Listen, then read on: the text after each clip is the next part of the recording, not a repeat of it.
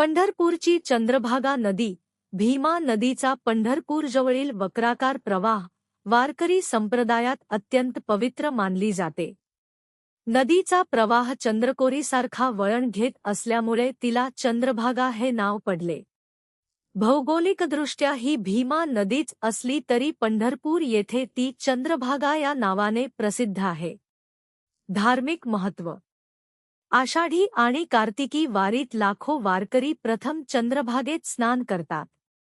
स्नानानंतर श्री विठ्ठल रुक्मिणीचे दर्शन घेण्याची परंपरा आहे.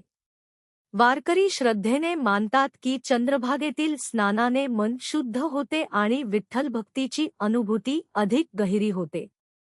अनेक संतांनी आपल्या अभंगांमध्ये चंद्रभागेचे महात्म्य वर्णन केले आहे. चंद्रभागेची प्रसिद्ध कथा. लोकपरंपरेनुसार भगवान श्री विठ्ठलाच्या चरणस्पर्शाने चंद्रभागा नदी पावन झाली.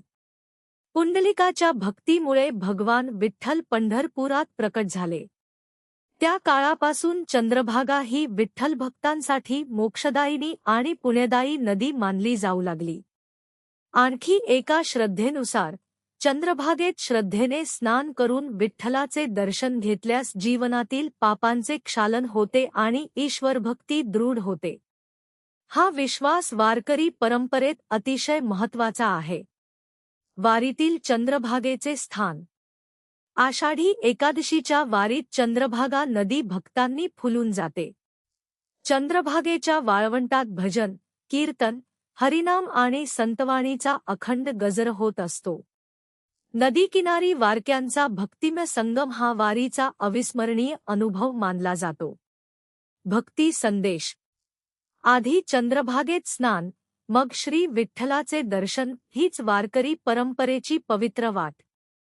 ही कथा आणि महत्त्व प्रामुख्याने वारकरी परंपरा, स्थानिक श्रद्धा आणि संत साहित्यातून जपले गेले आहे. काही तपशील हे ऐतिहासिक नोंदींपेक्षा धार्मिक परंपरा आणि लोकविश्वासांवर आधारित आहेत. जय श्री स्वामी समर्थ.